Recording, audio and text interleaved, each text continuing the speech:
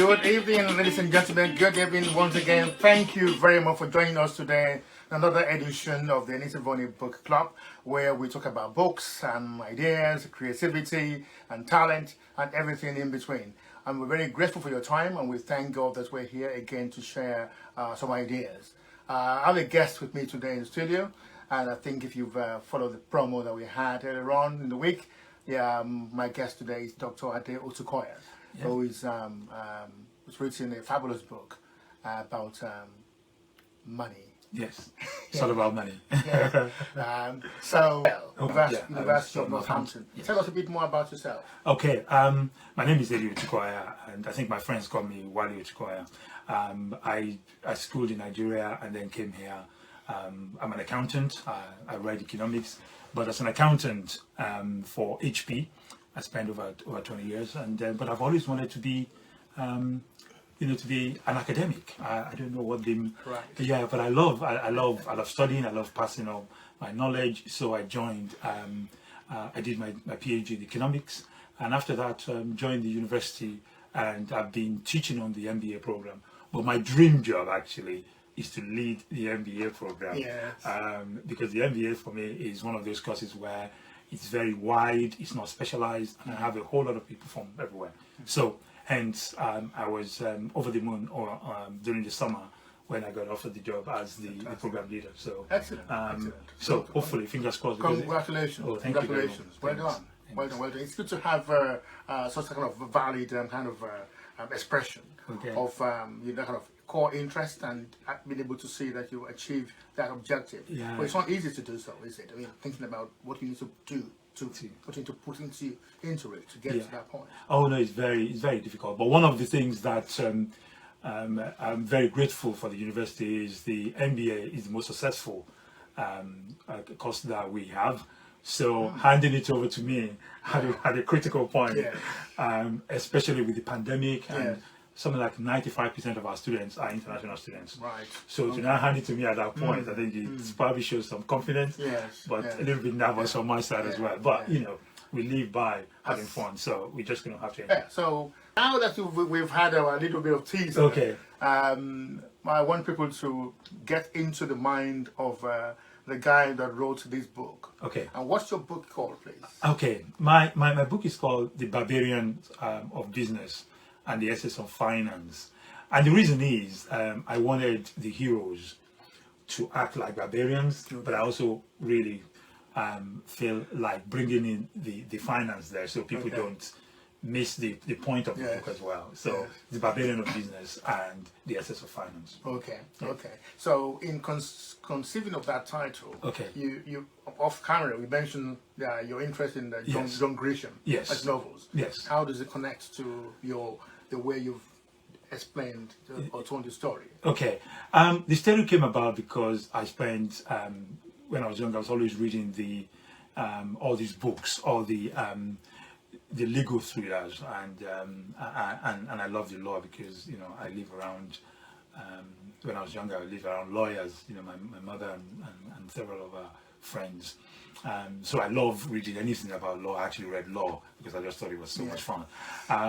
But as an accountant, I wanted the equivalent of those thrillers. Obviously, because I thought, can you imagine people making money, people spending money, people doing and having takeovers and all of that? But in class, I realized that a lot of my MBA students are from different backgrounds. So I wondered whether I could write a book, but put in some of the things we learn in class into the book and turn it into a story. And that was what happened. So I just wanted that. So let's talk about the opening chapter of the book. What's happening? Okay. What I wanted to do as well, I wanted the hero to be a Nigerian. Oh, right. Okay. Yeah, I definitely wanted the hero to be a Nigerian. Right. Okay. I mean, we'll probably find just why that is the case, but let's go with it. Yeah. No, because I thought that if I made the hero anybody else, then I'm not being true to myself. Okay. But I also wanted the person to come from really the very low level. Okay. I didn't want him to be handed over money or anything. I wanted it to be so bad. So he was an immigrant. He traveled through the desert because he didn't have money. His parents died. It was really bad. And then he moved over to the UK, and then he worked very hard and became very successful. Okay. So that was what I wanted. All right. And I wanted him to really be bad. So he was homeless. He was, things that a lot of immigrants can relate to. Okay. And also give them hope. Yeah. That if he can do it from that lowly beginning, then almost anybody can do it. So that was one of the reasons. All right. Okay. So we're talking about so this guy started his life on a journey to become so successful. Yes. So what is happening to him from the first chapter? Okay. How is he? Okay. Yeah. Okay. From the first chapter, I think he was very young. The mother was a teenager who had him, and so he had to live with the grandparents. And then they moved to Lagos. They had to Lagos. And there was an incident where they were robbed. Oh, right. And the armed robbers shot, the parents and the grandparents. So he was an orphan. Wow. And he had nowhere to go. Then some people gave him money as he grew older, and the only way he could get to Europe was through the desert. So and it was very, very tough. He met all sorts of things, but finally. How did you kind of research around that on that journey? Was it much on the journey, or was it just a story of the journey? Did you do some research in terms of how the journey was through the Sahara? Yes. What happened was I was reading a lot of the stories about what happened to people when they travel through different areas and what happened to them in Libya, and it was from that I thought people are being treated really, really badly. But I also wanted to highlight that treatment and the extent of things that people really have to go through. The endurance, to come to the UK. But what I did was I put that prelogue into the end of the chapter and started with the guy arriving in the UK and everything else. But being on the streets and struggling and all of that. Because I wasn't sure whether people would want something that sad right at the beginning. So I decided that once they realize how far he had gone in his life, they might now want to go back and find out what happened. Right. So that's what I did. All right. I'm not sure whether it's right, but that was what I did. Yeah, well, I think every writer has their tricks. Yes. And you got to make it sensible to you. I think this is what I'm trying to do. Yes. So I think for literary license, I think liberty. Absolutely. I just thought, I can do it. I can move it, and I can do whatever I like. And that was exactly what I did. Right. Yeah. So so this guy comes from. What's this guy's name? Okay, his name is David Sembo. Actually, he's an Ijebu guy, right? Oh, really? So, yeah. Can you imagine? So for people who don't know, the Ijebus are a very I think we're very we're quite one of the entrepreneurial groups, ethnic groups in Nigeria. Yes. We just kind of we find them around. Basically, when you talk about Lagos as it is, the Ijebus kind of form an arc. Around Lagos. Yeah. And in actual fact, historically, the Ijebu were the protectors of the hinterland. Okay. So they were the ones that were preventing the British or the Portuguese from going into Yoruba land, and they were like collecting the customs and excise from anything was left. That's why they became very wealthy. And of course, that led to the Magmo War.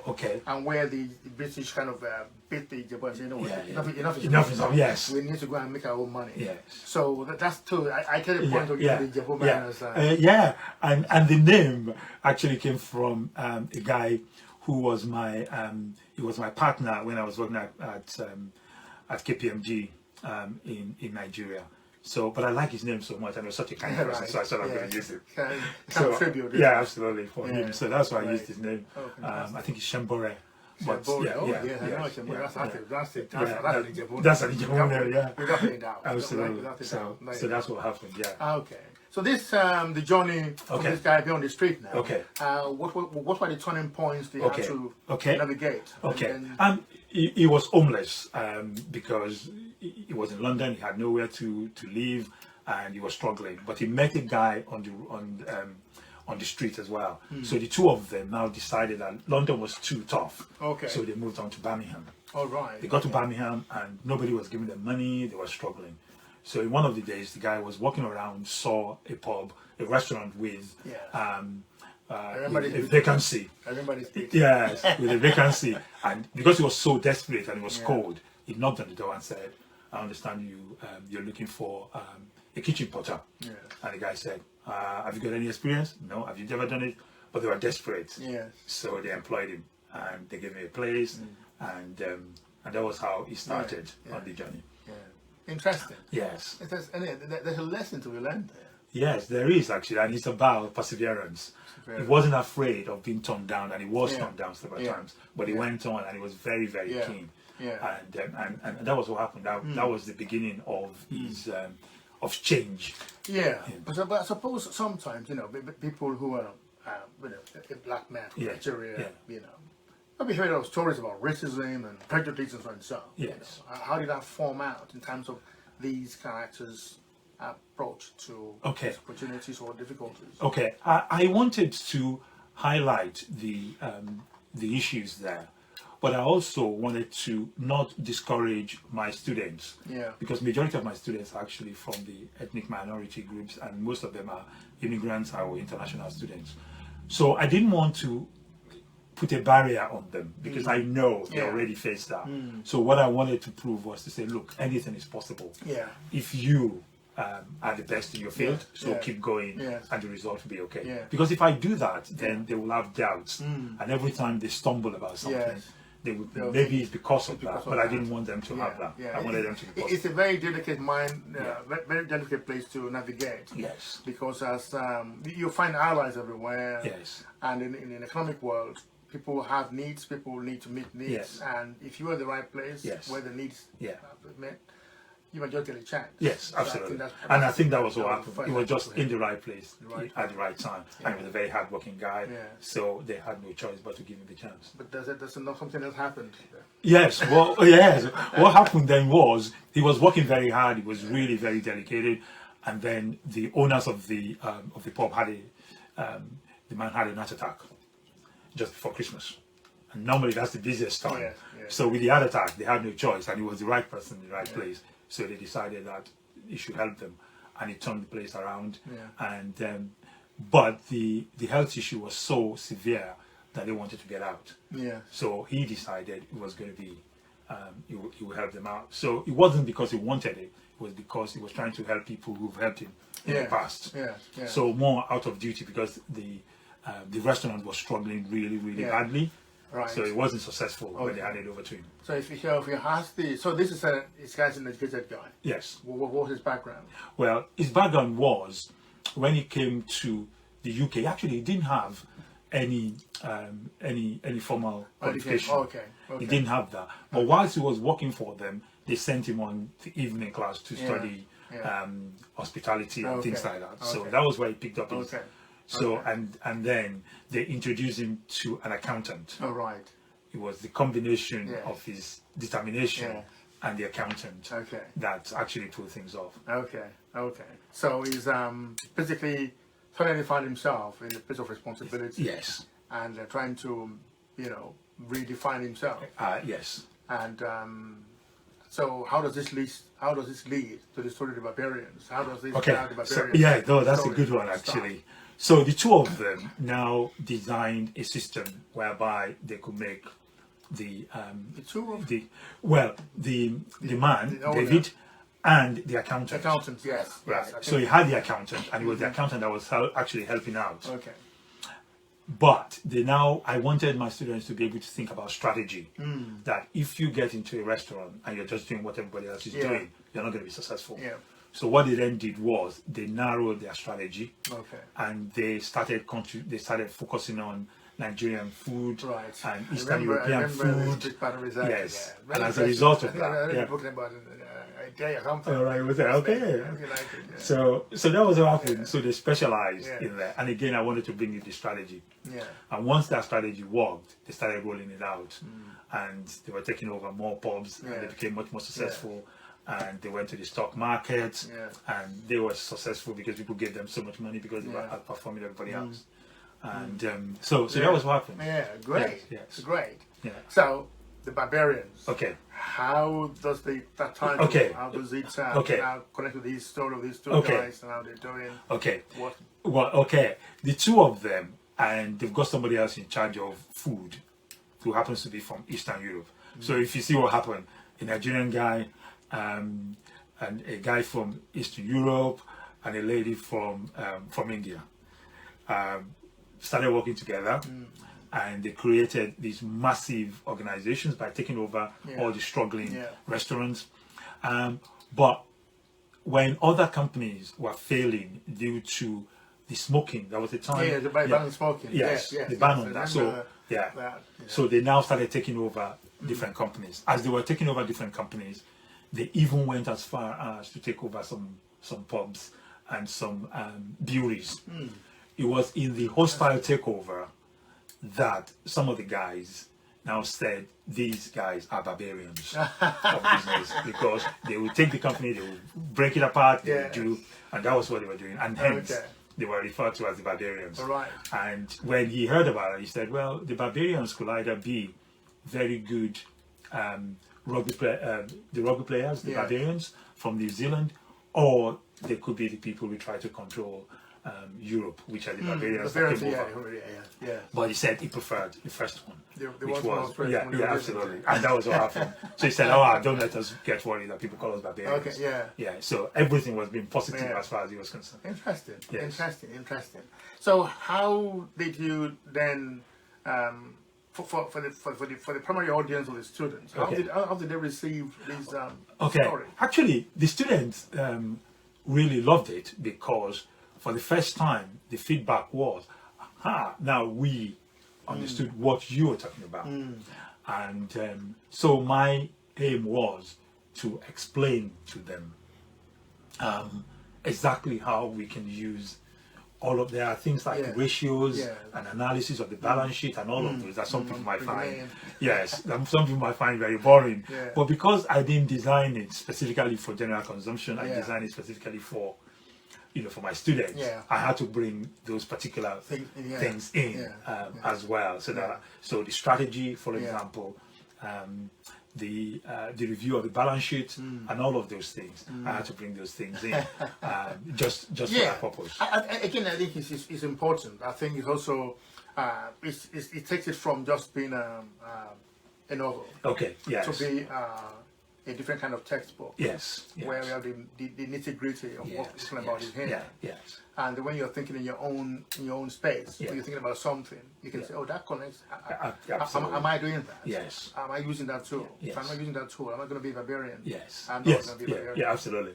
And that was the thing. And I also didn't want the barbarian to be a bad thing. I wanted to be people who are very focused and they know what they're doing and they're going to go and get it. Great, fantastic. I mean, I think one of the things that fascinates me as the host is that there's so much uniqueness. People think differently. I think in my I come from my history background fundamentally. Being a lawyer and then working in transport and doing different things. But we're a hybrid of many things. And I know, when I look at your LinkedIn profile, it's quite fascinating. I'm thinking, where was the finding time to do all these things? It's madness, actually. No, I think it's just a search for knowledge. I haven't trained as an accountant. I found that it became very boring. So I decided to go into operational delivery at HP. There, I thought, that I needed more knowledge. So I went to do an MBA. But I always had a question about my country, Nigeria. I always thought about it and said, how can we develop? How are we not developing? What are the issues we have?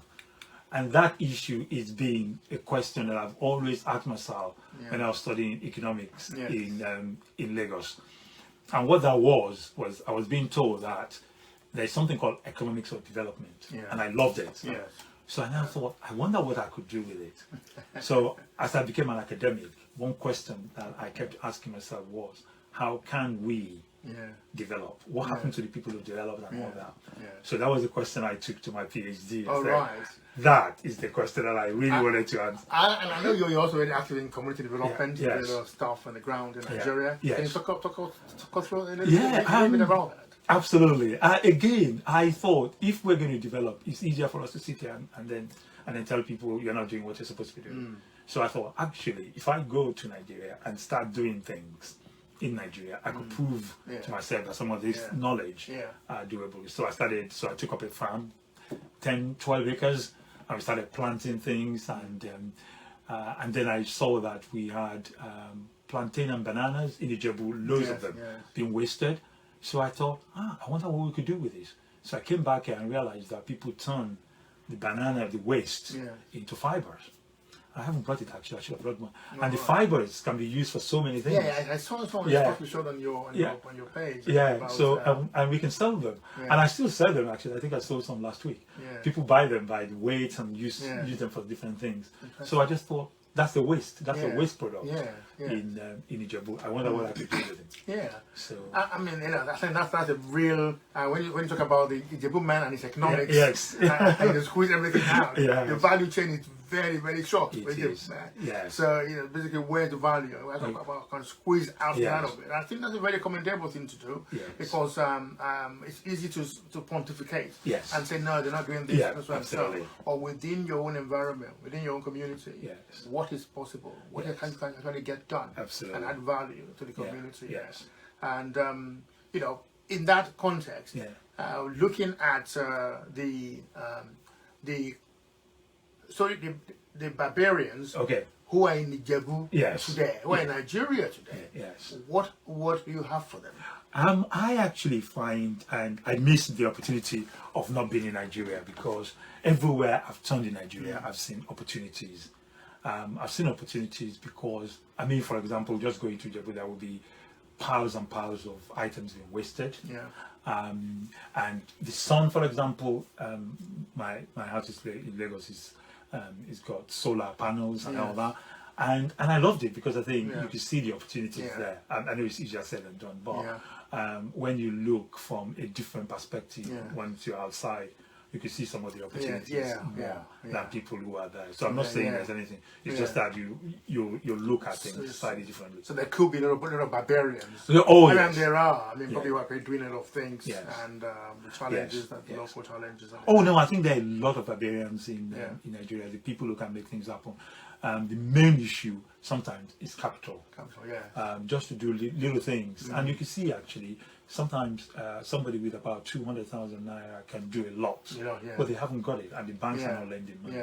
So 35% interest. Yes, which is huge.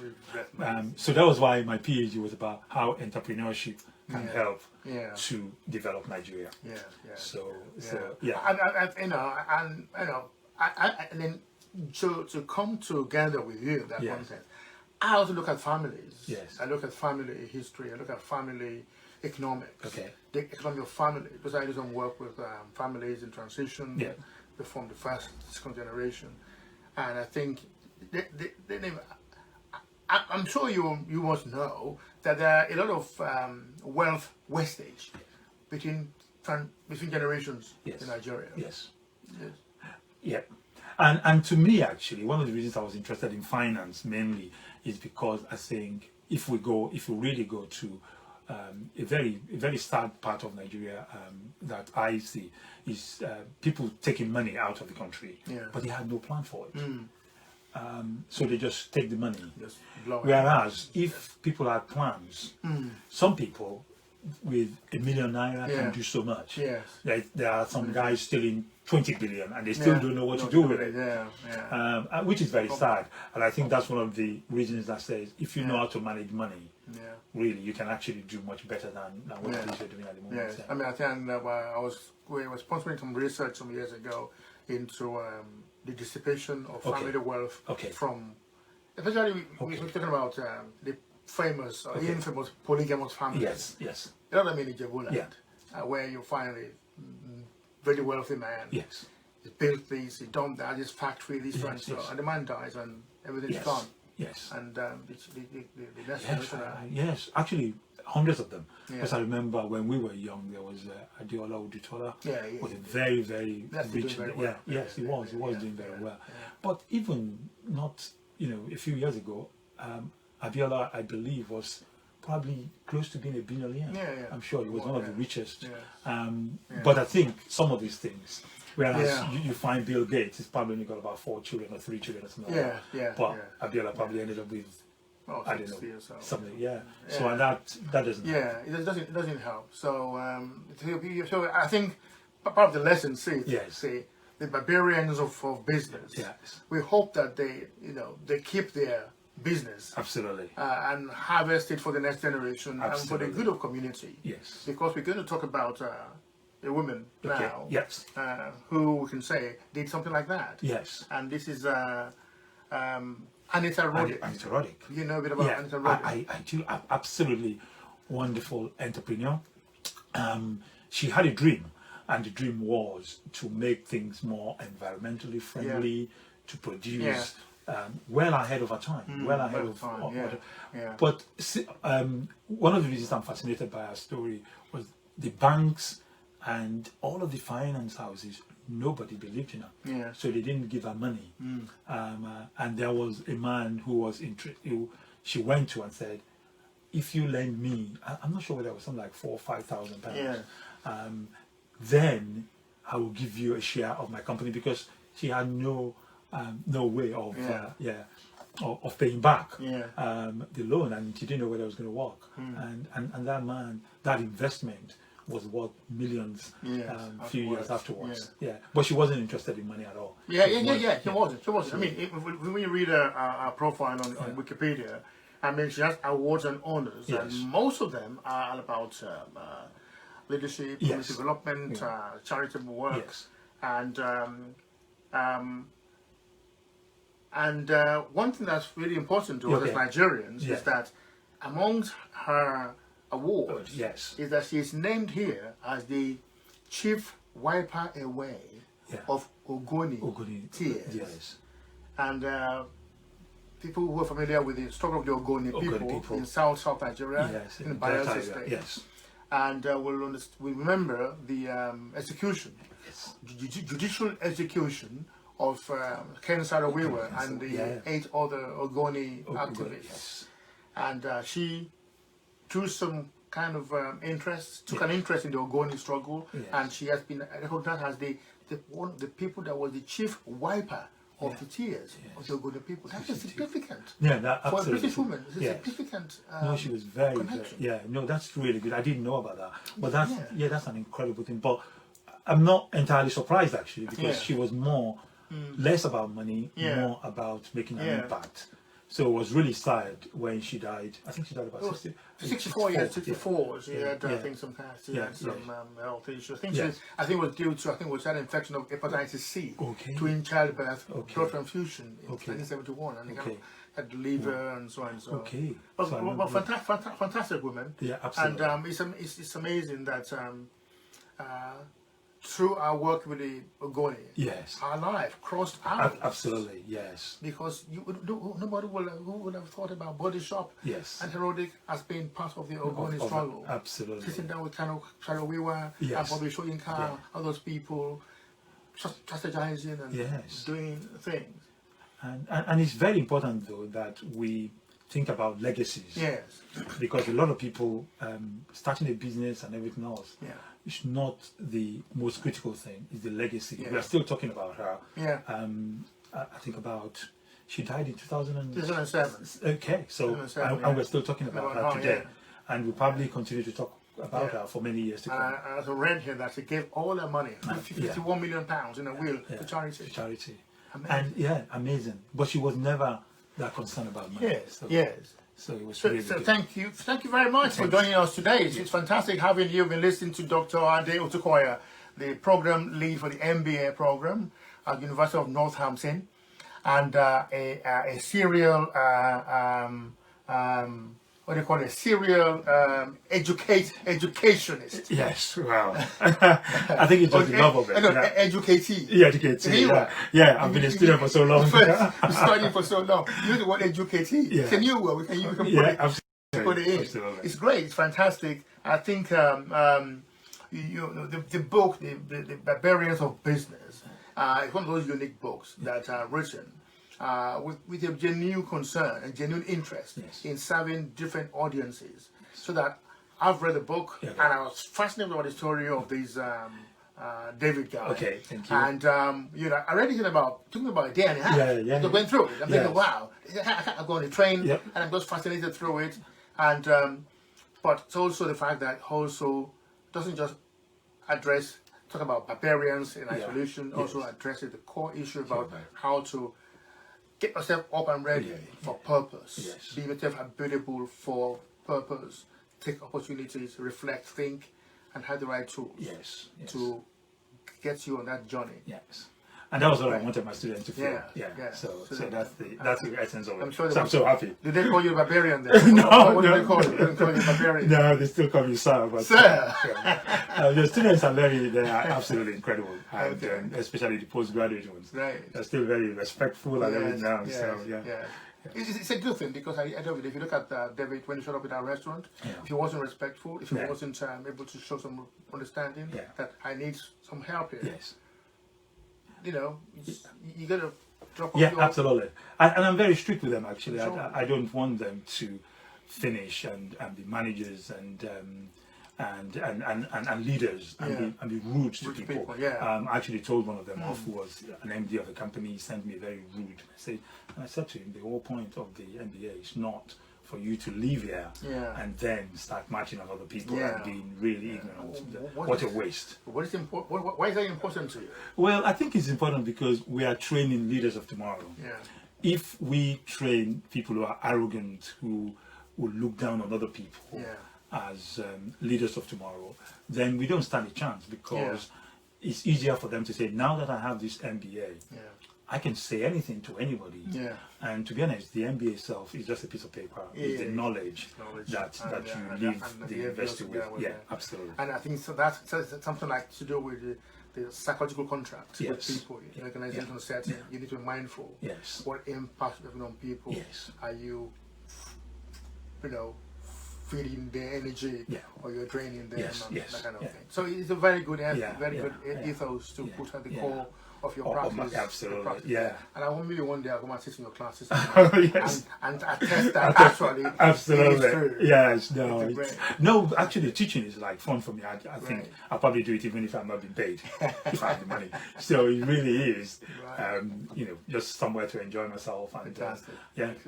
Okay, that's good. It's good. It really is good. Thank you. Right. So now we're coming close to the end of the program. All right. And there is something that because you are the first writer that we have on the show. The person who's reading a book. And who's helped to kind of energize today's event. And therefore, we're going to give you something to take away. All right. I have an empty box of an iPhone there, but I'm not going to interact with an empty iPhone box. But because we are both writers, I have a book I'm going to give you. I'm really good. I can present to you. So this is my. I think people can. I think you can see that. See? Yes. Right. That is. This is a. I'm so lucky to have this actually. This is this volume of poems that I wrote up some time ago. And it's called the Jewels of Yoruba Song. So everybody can see this. And I'm going to appreciate this. I'm going to really enjoy it. And it's basically. Tell us about it. What I did was that I listened to when I first came to live in England. I grew up in Ijebu. By and large. So I'm very, very traditional Yoruba person. So my core music that I listen to is Yoruba music. And so when I was quite a young man, I was lonely in the country. I was a bachelor. I used to do a lot of rumination. Yes. Yoruba call it yes, you miss them so You're much. missing out Yeah, absolutely. So I used to comfort myself with Yoruba music. And I used to enjoy Sakara. Sakara music, Sakara, and I was surprised. That's really good. And because of course you read the Juju music, so I fell back on those music. And I was at work. I was at work one day. One of these, I think it was some white English girl. She asked me and said, "What are you listening to?" And I said, "Oh, it's some music in Nigeria. So tell me what was it about? Okay. So I trying to explain. Okay. What okay. the essence of the yes, and song. the song that I was playing was the Laikwekili Okay. by Dr. Orlando. Yes. Okay. I love So the song. Yes. so that was the very first song that I transcribed Okay. into Yoruba Really? and Okay. translated it to English, Into English. and then I put it into verse as a poem. So and I give it to her.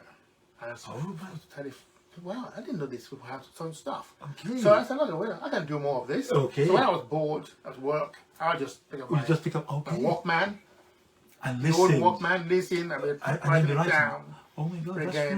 really good. And that's how I came up with this poem. Okay, this is really good. I will Yes. definitely cherish So, this. I mean, we don't want to play some of the music here, yes. but I'm trying to make time for that. So, I mean, you mentioned Chief Abiola Yes, earlier on. yes. This is a ballad for Okay. Chief M.K. Abiola. Okay. It's a song by Shino Peters. Okay. And it's just kind of like a commemorative Yes. volume. Wow, this is So- really good. I think this is a wonderful book. Actually, I'm gonna because normally in Nigeria we sometimes sing about people to Yes. praise them. So as a result of that, now to translate that is wonderful. But sometimes we don't value Yes.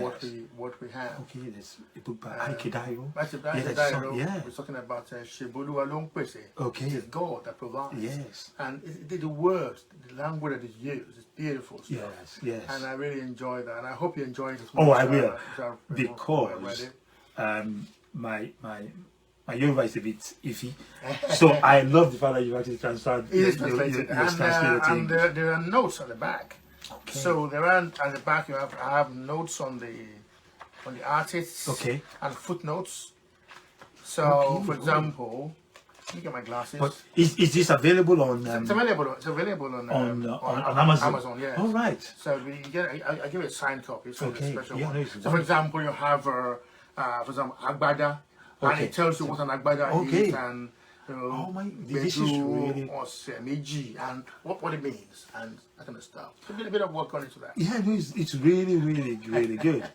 Because I don't. I mean, I'm not going to talk about my Yoruba. It's not.